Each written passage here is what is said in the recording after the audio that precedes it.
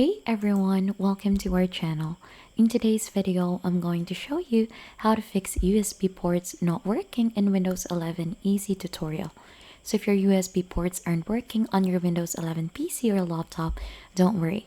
This simple tutorial will guide you through step-by-step solutions to try and fix it. First is to open Device Manager. So here, onto your device, simply type in onto the search bar, Device Manager. So you should be able to see that here. Just simply click on open, and then right after you'll get redirected, or it will open your device manager. And then right after, once you're already in, just scroll down here onto the bottom part and expand the option Universal Serial Bus Controllers, which is this one.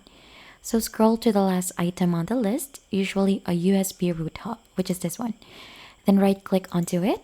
Select the properties for that one, and then right after it will open something like this. Go to the Power Management tab. Then right after, make sure to uncheck this. They allow the computer to turn off this device to save power. Then click on OK to proceed. So this will save the changes. So you could repeat this for any other USB root hub devices listed. Now, in the same section of USB controller, find this one, the USB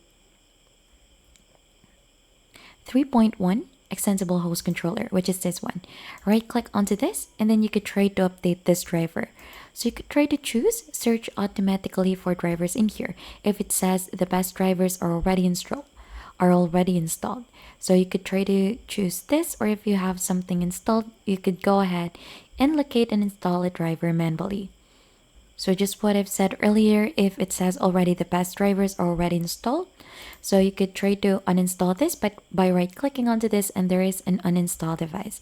So you could confirm the uninstall and wait for a few seconds for that. Then right after, in the device manager, going back here, click the scan for hardware changes icon, which is this one.